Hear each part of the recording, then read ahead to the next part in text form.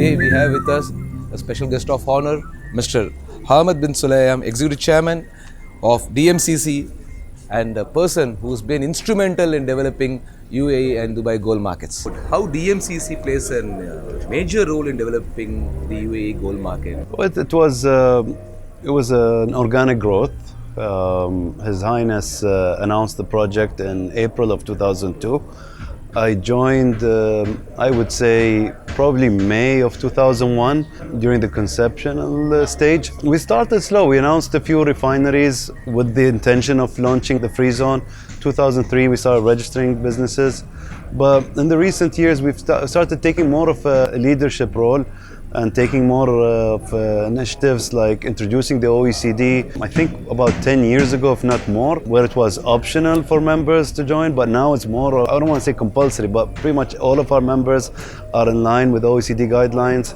We're still growing as a gold business. Also, DMCC, with the help of FTIL and MCX, created the Dubai Gold and Commodities Exchange, the first online commodities exchange in the region. Later on, we upgraded that to Cinnober, which got bought by NASDAQ.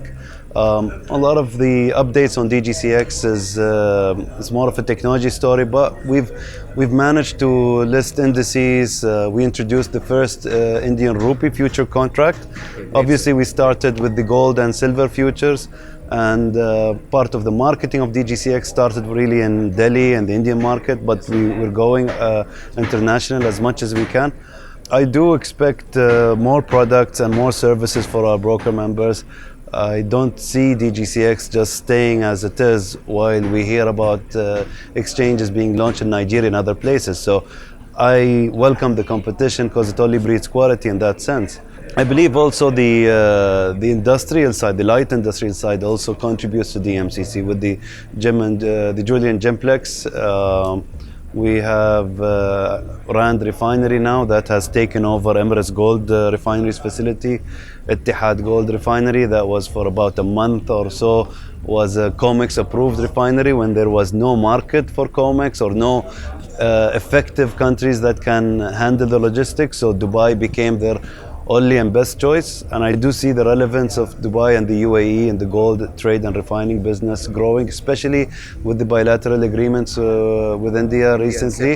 Also, India has lowered the import duties, I think up to 1%, I'm not sure, but you can see the flow of business, and it could not have come at a better time. How do you see the India-UAE SEPA a boost to bilateral trade between UAE and India in terms of jewellery as well as bullion, sir? Do you see that UAE turning a jewellery? I generally see a lot of changes going forward. It was, in the old days, the LBMA would talk about the market in the UAE and say that the Indian market trusts the gold in the UAE more than India and the coins, etc. I recall seeing an article by the former chief executive of the LBMA talking about the purchase power coming from India into the gold souk of Dubai because they trusted more, etc. But I do see these challenges being addressed in India. I do see tourism coming from the UAE more often. My late grandfather lived here for about 20 years. It was the best place for him. Yes, he was a journalist. He spoke Hindi, Arabic, and English. He was on the radio and TV. And if it wasn't for India in those times, I don't think I would exist today. What excites me in addition to this, I know it's a gold conference, but we've progressed so much in our tea business, and that has a lot to do with our Indian members as well.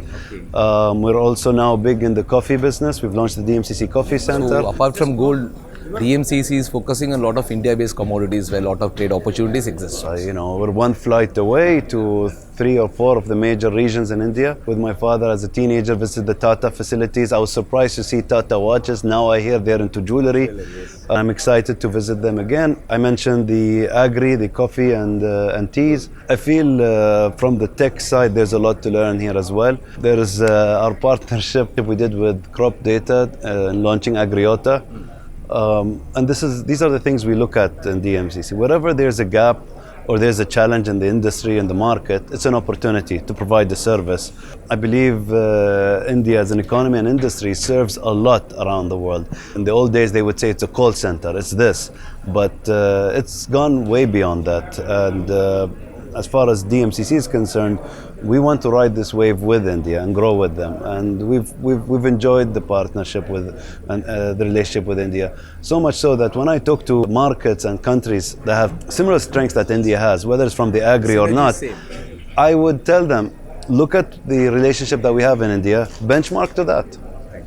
So after 10 years, you're coming back to India, India Gold Conference. How you have seen Indian bullion industry has changed in the last 10 years? What is your view on that? You know, I have to be honest with you. I feel my age a little bit from those days, and I see a little bit of more maturity, and I think that's really due to the flow of information, whether that's TikTok, Instagram, and other social media. I feel everyone is pretty much briefed, and it doesn't mean that we have less to talk about. We can build on that and come up with better conclusions. Gold is probably referred to as strategic commodity of UAE and Dubai.